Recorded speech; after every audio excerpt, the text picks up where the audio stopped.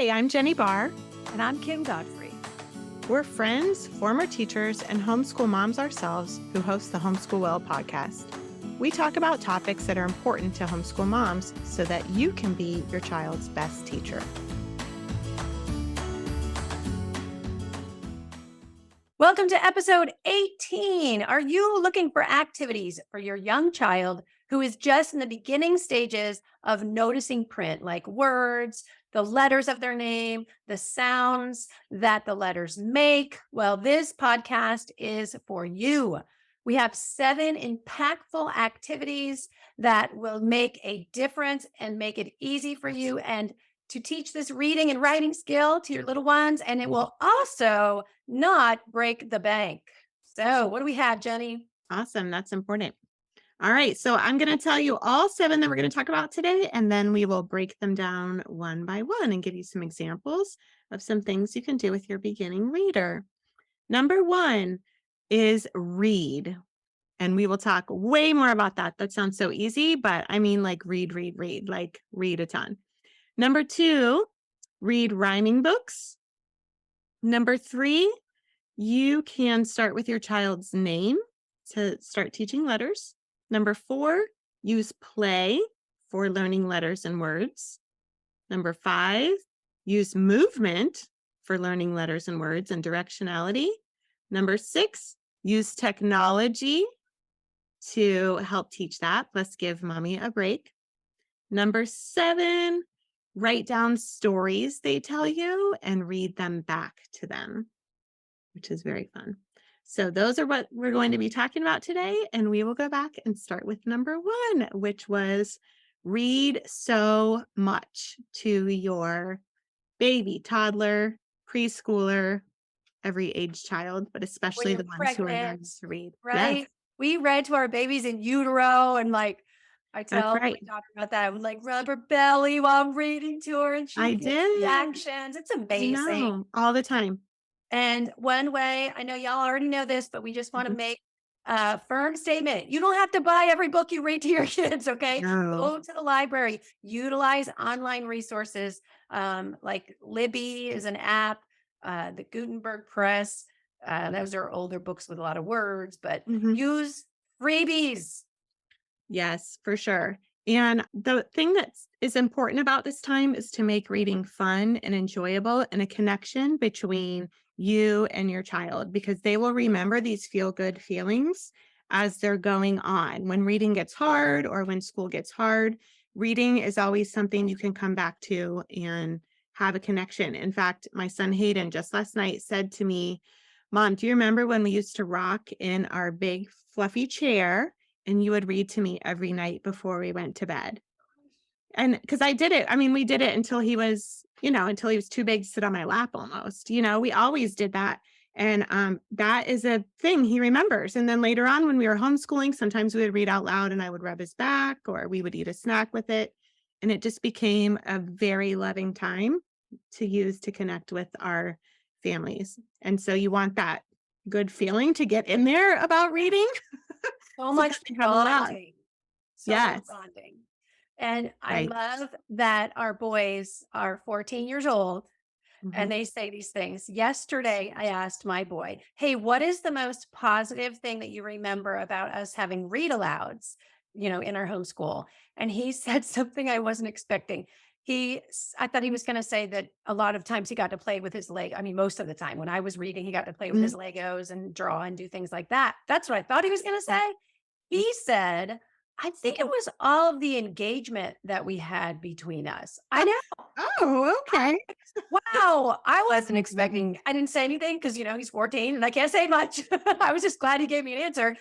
And I thought, well, now his journey with reading involves being in for the last couple of years, because he's in ninth grade now, it involves less engagement and less time to tell how you feel and how you react, and to bond over stories in a way that makes it come to life. So, and your boy with the That's an rocking and amazing answer. It's so so funny. Yeah, he just said that out of nowhere tonight. I'm like, cool, I'm gonna talk about that tomorrow.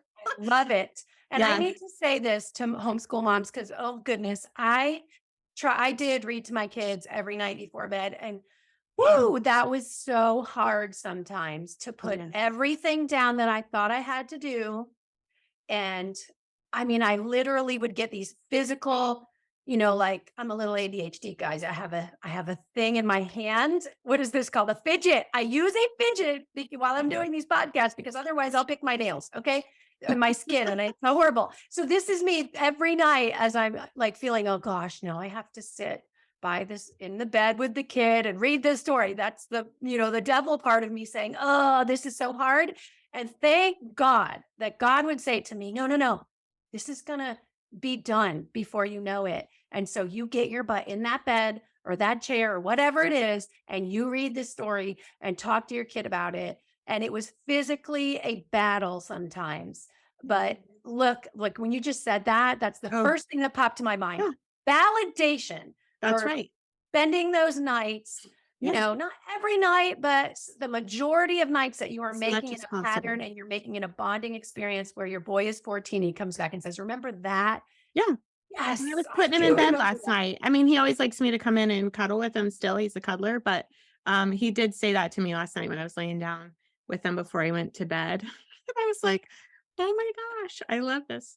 I But love it. literacy-wise, I mean, reading all the time to your kids lets them hear the book talk that how do books sound? Like, readers need to know how books are gonna sound when they start reading, like, the predictions and the language that readers use. They use different language than how we talk and vocabulary, and there's just so many benefits of reading. Even if your kid I mean, there were times too, like you were saying, where Wyatt would fidget with things and everything. I mean, I remember reading stories and Hayden was flipping on his bunk bed, like doing flips around the top of his bunk bed while the rest of us were trying to read a story. We were trying to do like family reading at night. And I was like, oh, okay, as long as you're quiet, you can do all those flips before bed. Um, but yeah, But it they just actually listen. There is they do engagement. Don't be listen, and so. he's just very Yep. active anyway. Yeah, so it just helps put all of that book knowledge and, book language into their minds as Yeah, the well. continual exposure, Right. the repetition, all the technical aspects of reading just get soaked in through that continued exposure. But then the bonus part is Yes. the bonding and the Right. emotional sharing. That's just wonderful. It just makes a beautiful thing. So Which read, read, read. that's right. Read, read, read. So that's why that's number 1. Number 2 is read rhyming books. And so I brought a couple today to show if you're watching on YouTube, if you're on a podcast, I'm gonna tell you what they are. Like Mother Goose, Best Mother Goose, Richard Scarry. Is that how you say his name? Scary. Um, these and then books like Mouse Mess. This was a favorite in our house. It's all beat up. It's falling apart. I've taped it. But rhyming is like sing-songy. It's delightful. And it really, kids who have good rhyming skills later on have better phonemic awareness. Like they're able to, which means you're able to discriminate sounds. You're able to pick apart sounds, like when you're trying to sound out a word. And so a lot of times, when I was a reading coach, we would find that kids who couldn't read well also had never really learned to rhyme. They'd be in like second, third grade and still could not rhyme. So reading like that, it helps your ears become discriminating and it helps you be able to listen to when sounds sound the same or not and that kind of thing. Plus it's fun, right? Very fun. This is where Yeah. I have to make the little plea for twaddle because in our circles, the method that we used for homeschooling, the word twaddle it's an actual word. It's fun to say, and it's an actual word, and it means it was shined down upon. Is that the word I want to say? It was frowned on, frowned upon. Right. Twaddle was a bad thing, so we wanted to stay away from twaddle. Okay, it basically is like silly books that have no meaning, that are dumbed down, that are um, not worthy of like deep discussion. Okay. So, as much as I tried to keep the twaddle out of my home, I like rules, I like outlined lists and things. So, I'm like, okay, we don't want to do all these da da da da da, whatever. My brother gave me, it was a very sweet gift when I had kids. It was this big stack of Dr. Seuss books. Okay, that in our circle, I'm sorry, but most of it that's considered twaddle, and you don't want to spend all your time on that or hardly any time on that, whatever they would say. So I'm like, oh my gosh, I can't like not do like these books are first of all they're from my brother. My nephew's name was in there and he'd written in them. They had like an Aw. emotional bond. You know how I am with the emotions and the books and things. I'm not gonna not keep these out, right? And I'm so glad that I did keep them out. And they're powerful rhyming books because then what happened was my husband, that was his jam. So he Nice. would do, yes, he would sometimes do story time, at night before bed, but honestly, it was not very relaxing because his story time involved the foot book or Fox on Socks, and he would read it as fast as he could read it. And so they would be in there laughing and having so much fun. And then, the kids would try to read it as fast as they could. And then it was like, can we turn the pages so fast without ripping the pages? And I mean, it was such a fun bolstering of enjoyment and just like all the good words, right? Mhm. So I'm going to tell you that if you come across some theory about twaddle and watered down and dumbed down books and blah, blah, blah, blah, you know what?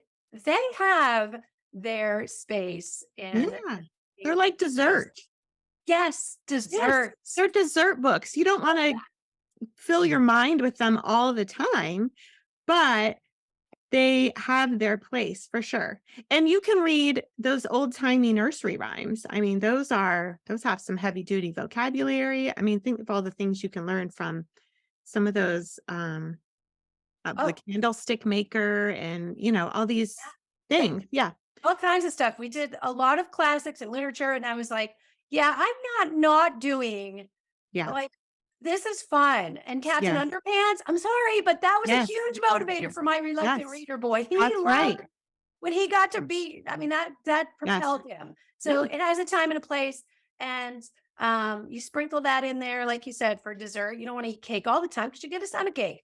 Yeah. But gosh, what if we never had the Fox on Socks race books? My goodness, that was such a Yeah. bonding time for my husband and the kids, and just so Totally. fun. And it was a break for me, Yeah. right? To not have to Yeah. do my heavy duty That's classic right. rhyming books. And it's good for them. It's good for Yeah. discriminating Oh sound yeah. and listening to those rhymes and being able to predict what's going to happen next. Like you can predict because you know that word in that line with that rhythm, that last word is going to match the one from 2 lines ago. So you can predict what it's going to be. You know what I'm saying? Good There's point. just so much. Yes. You know what? I think I just had a thought too that maybe Yeah. it translates into kids being less intimidated about creative writing. And like, That hey, too. you know Oh, what? yeah. Dr. Seuss wrote a book about my left foot. I'm pretty sure I can make up something here. Yeah. And he made up a bunch of words and did just fine, published a lot of books making up nonsense words. It was just fine. Yeah. That's totally a good point. That's funny. All right. Number 3 on our list. So number 1 was read. Number 2, read rhyming books. Number 3 is start with your child's name. So when your child is ready to start learning letters, I always started with my child's name. And when I was teaching intervention lessons, we started with the child's name. So when I would get first graders, sometimes they did not know how to write their whole name sometimes so that they were in intervention. Which, in public school, it's a big deal, but in, homeschool, whatever, if you're 6 and you don't know how to write your name, it's fine, unless you're going to send your kid to public school. Who writes their name anymore anyway? We just push it in there. I know, you just push it in, right? But when you start with your child's name, these are like their most important letters. Their first letter is their most important letter. Like my kids would say, that's my letter. There's the letter H, there's a letter F, that's my letter. And they would find them all over. And so it helped them take ownership of that. So if they don't know any, that's something you can start with, is start with their name. And then you can have them start writing their name. Even, and Kim and I were just talking about this before we turned the record on, that our kids were writing their name before they could even write real letters. I mean, my son Hayden would sit there and go, she, me, and make up all these names because he couldn't talk yet while I was telling the names of the letters. And then he would say, hey, hey. Like we would say, what did that spell? Hey, hey. And that's what he called himself. So even when they're 2, 3, they're writing mock letters, and that is something he was always very proud of. Both of my kids were. All So that's right. something you can start with. And And I want to say one more thing. When I saw a lot of parents who would teach their kids to write in all caps the name, but it's really a better idea since most of our letters we recognize in the English language are all lowercase Mm. to do the first one uppercase. And then if they're wanting to learn their name, teach them the other ones lowercase and teach them how to form the letters correctly. Like you can start that right away instead of doing all sticks and all capitals because it'll help them transition into writing. What were That's a you good going to point. say? I'm That sorry I that's a good interrupted point to you. keep. No, no, you're fine. That's a good point though to keep the letter shapes, correct, and of course introduce them to capital letters. But right, the big letters look different, so different than the lowercase. So Yeah, yeah. The recognition is not the same. right. So just recently, I wanted to share what I shared with you. This is a Oh, receipt yeah. from a restaurant that I was at with my great nephew and some other people. My great nephew is 3, and we were, at the table trying to spend some time, and I'm like, "Oh, let's all write our names." And that's my mom's name, of course. She writes in cursive. She'll be 88 this year. God bless her. 87 rather. She's amazing. So she wrote her name in cursive, and I wrote, and look, I wrote in all capitals. Uh-oh. I wrote I wrote Jackson's cousin's name, Lincoln, and then this was his other cousin who was there at the table with us also. And he wrote his name, Connor, in cursive. And then it was time for Jack to write his name. So I said the letters and he wrote very symbolically and appropriate, invented letters that really mean something to him. And, he's 3. Of course, they don't look Jack, Right. but it's fascinating that as I was saying the letters, he knew what to do. He You just knew it didn't was have time something. before. Yeah, Yeah. he had already made that connection Right. between print and letters, and that, that's going to be a sound and it's going to be Jack. And so it was very powerful that I saved this, right? Okay. I'm like, oh my And goodness, my look at mom his letters. They're not just sticks either. They all have a different shape. They're all a right. little bit different Yeah. because they were all different letters that he was trying to write. So Yeah. they're all Yeah. a little bit And different.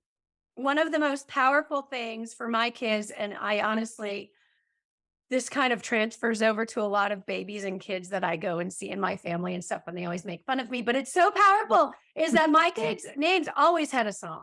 And it always was the same rhythm of the Mickey Mouse or whatever.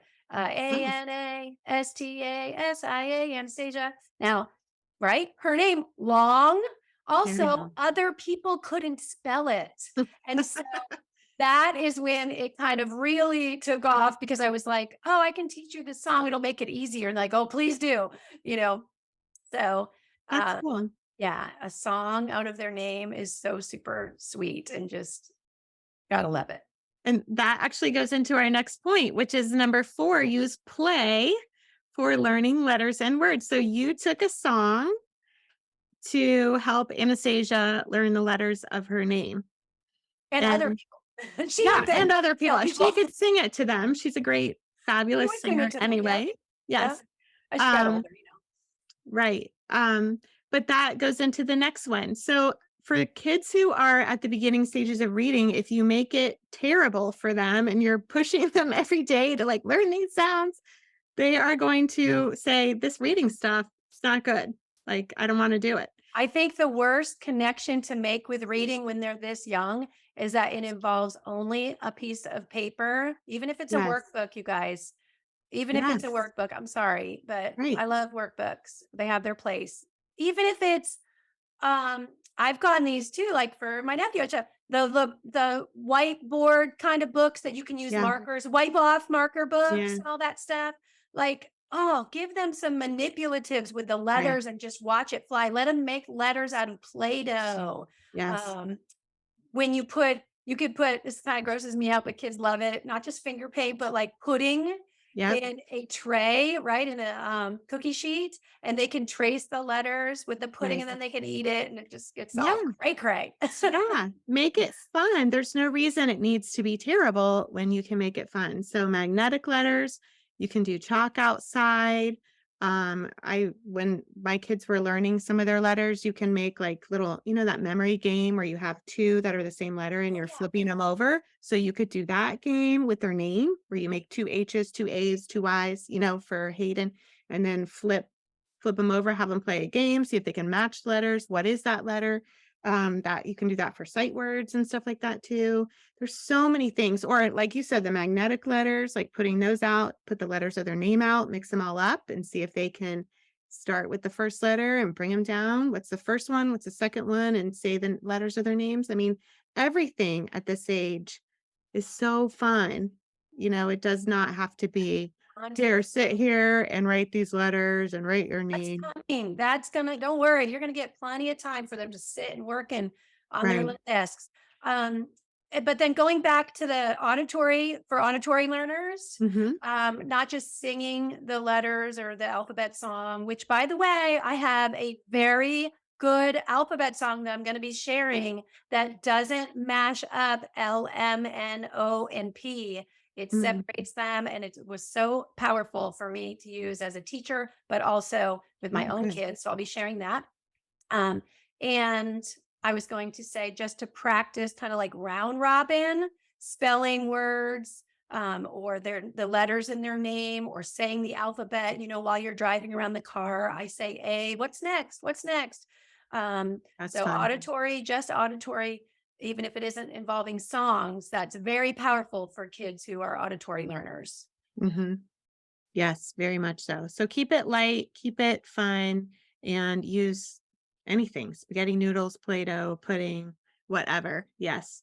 And with the pudding and stuff, and the Play-Doh and all of that, they're not having to sit there and actually have to hold Yeah, a writing utensil, which is very difficult. They're just using their finger to yeah. trace. So that can be like a step back from having to hold a pencil or a Yeah, this marker or holding a something. pencil, a skinny pencil and a skinny Oh, writing, it's so hard sometimes. this is developmentally a bigger Yeah. skill than it is for little kids. You get 2 and 3 and 4-year olds, even in some Yeah. kids who have tactile issues. Right. That's not easy at all. Okay. Mhm. So let them just investigate other ways. And I thought of one other thing because it involves nature and letters and doing like a nature scavenger hunt because, Wyatt's name is Wyatt, Y, we call him, and I always am on the lookout for and take pictures of things in nature that are shaped like a Y. And so just yesterday, I just popped into my mind. I was on the trail and I saw the perfect Y stick on the ground. And I was like, oh, I should take a picture of that and send it to Y. And I'm like, okay, I think those days are over. I don't really need to do that right now. But the other day, Yeah. I saw this really cool old tree that was shaped like a Y. And I'm out taking pictures of that. So, scavenger hunt in nature for the letters of their name or any letters is you'll be really surprised with what you find. You just change your perspective a little bit. Oh, That's cool. those photography shops that they have people's names, in different photographs, each letter is a That's different what I was photograph. just thinking of actually. Yeah. And Yeah, like you they'll, could keep a whole ABC book with stuff yeah, like, yeah, so just fun. things you find out in nature, out in the That's, wild. that's innovative. Truly. All right. So what number are we on? Number Number 5. 5. Number 5 is using movement for learning letters and words and learning directionality of how we read and write. So, when kids are little, they're developing their gross motor skills, their big muscle groups. And then when they get a little older, like we just said, they're able to start holding a pencil. Their fine motor becomes more fine-tuned. So some things that we did when I was teaching kids to write letters and read when I was a reading coach and a intervention was to we had a huge whiteboard. It was like as tall as I am. And sometimes if they were having really a lot of trouble doing letters like B's and D's, we would pick one and then we would make it really big, like around, up, down for D, and using their whole body to make these letters really cemented it in their mind rather than sitting there writing it really tiny. It's hard to remember how it goes when you're just using a few muscles but it cements your mind when you're using tons of muscles and going really big. So using a lot of movement, like maybe writing outside their name outside in letters and then having them jump from one to one, from left to right. They're jumping on the H, they're jumping on the A, they're jumping on the Y.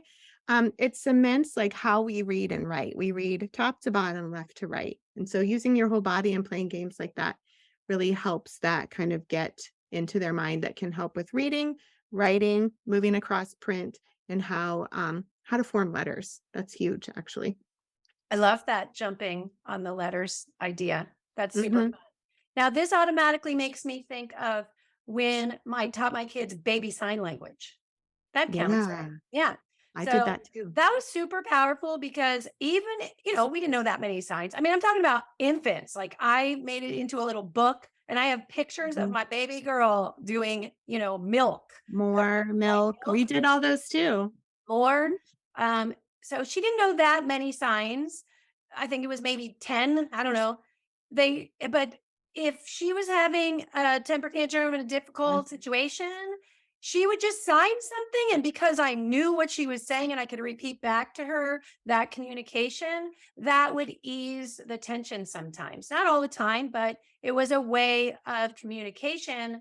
And, think about that. Her brain's so young, being able to, on some rudimentary level, relate this movement is a word that I'm going to be able to communicate to somebody else and they're going to do something to help me at Yeah. that super young infant stage. So, infant sign language, that is super powerful, and you will be shocked to see your kid pick up on that. It's just fascinating. It Yeah, fascinates. the way our body like moves and how it impacts our brain and language is huge. So we did all that too. That's funny. Hurt, Yeah. wait. Those were our big ones when they were throwing a tantrum. I'm like, I mean, "Are you hurt? What's wrong?" we're across the room sometimes in the past, and we've been across the room and something like we have to talk to each other. There's still rudimentary signs where it's like, I got to go to the bathroom, Right. whatever it is. I know. I still say, "Are you full?" And I put my hand under my chin, like, "Are you full?" Water. Right. Okay, number 6, using technology to give you a break. I'm sure that people would argue you should not do that. But for my house, we did. And there are so many amazing YouTube songs about continents and Bible verses and books of the Bible. And Chicka Chicka Boom Boom was online on YouTube. You could listen to the whole story. I mean, amazing stuff. Yeah. So And now they I, have YouTube for children. They didn't have that when our yeah, kids were that little. no, And this was the so old days. Yeah. that is a safety net. Now, but Right. let's talk about what started it all. TV. I mean, come on, Yeah. no discount Sesame Street, PBS. all yes, PBS, all that stuff. I mean, we haven't been there in a while, so I don't know what it's like, but they even came out with that show. Wyatt was the character when Wyatt was little. I can't remember the name of the show now, but some of you might. Anyway, you might remember it. So Wyatt was the main character of the show, and words would come out, and it was just fantastic. So I know what you're it's talking good about. quality technology for sure. And then nowadays, also with tablets and the ability to Mhm. speak into the phone and see your writing, Yes. like that's super powerful. Right. And all of these songs and books they know, you could just watch them and turn on closed captioning and you see all the words going across. I mean, it's just amazing. So even stuff like even webcams and stuff like that, just there's just so much that you can build language with things that you don't live there. I don't live in Alaska, but I could watch a webcam on it or, just building language. And there's so much online, but definitely YouTube and all of those helpful apps and stuff are great. So that it is what it is. We used it.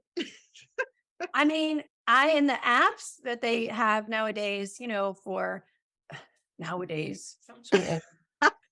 I just think there's lots of good apps for their tablets, so don't discount them and, set time limits and just let them have fun with it and get interactive. And that's okay. Yep. Okay. And so that takes us to the last tip, number 7. This is very powerful. Write down stories they tell you and read them back. to them.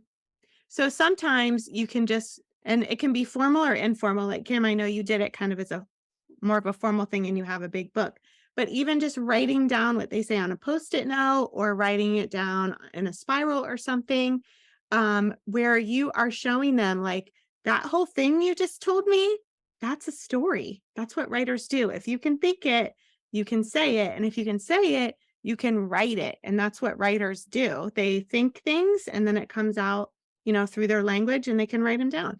So when parents are writing their child's stories, it just shows, yes, you have a voice, you have things to say. Look at you, you're like a writer. You can just tell the stories. And then they see that connection that their words can be shown in print and that they match up. What you said, And I have every word for it. yeah, Yeah. and super fun that you can tell stories together. So when you go around, we did that in classrooms. We had lots of kids. So we go Yeah. around, it would add something to the story, add a That's sentence fun to the too. story, and we would write it down. But you can do that in your family too. And we made some pretty crazy stories up. Yes, the reading writing connection between that and them seeing that everything they think can be put on paper is very cool. It has a very big impact on kids.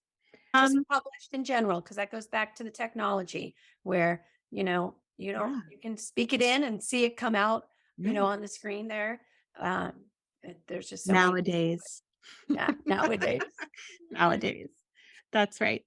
So those are our top 7 impactful ways to teach reading and writing and expose your kids in a way that is, first of all, not going to break the bank, right? But it's also going to be super interactive and fun for you and build bonds in your family like you really can't do with any other topic. So just have fun and absorb all the interactive and deep kind of experiences, right, with reading and writing. And if you go to our website, thehomeschoolwell.com/blog, you will find a blog about this. And at the very bottom, we have a super special, sweet Mhm. treat that is so close to my heart that I used with my kids to help my son, my youngest, learn to read. And then it propelled my daughter, who's 4 years older than he is, to kind of really hone her writing skills. So it was just a powerhouse reading and writing tool for us when my kids were beginning readers and writers. And I said to myself back then, someday I'm going to share this with people. And so I did. And so it's free for you. It's called the Sweetie Treaty Scavenger Hunt. And it's at the bottom. There's an active link with a picture of a lollipop next to it. You will see it at the bottom of the page, thehomeschoolwell.com/blog. And it is the blog titled Preschool Reading and Writing Activities for Your Homeschool. And we do encourage you to take all of these tips though and use them with any age child who's just beginning. They don't have to be preschool age to be a beginning reader. We want you to embrace the fact we both had kids that were reluctant readers and writers, and they're fine now. Okay, our kids are teenagers, they're doing great. So just really absorb and accept the fact that every kid is unique and has a different time frame, and you enjoy it. Okay. And so go there, get the Sweetie Treaty Scavenger Hunt, have a good time with it. It's the homeschoolwell.com/blog. And tune in next time to our podcast, and we will give you some more tips to encourage, enlighten, and empower you, moms, so you can be the best teacher for your kids. See you next time. Are you looking for a place to connect with other homeschool moms? Well, we have a platform where members gather to support each other throughout their homeschool journeys. Moms just like you. We even have a spot for your kids to interact online in privacy and safety. So head over there and start creating community. Thehomeschoolwell.com.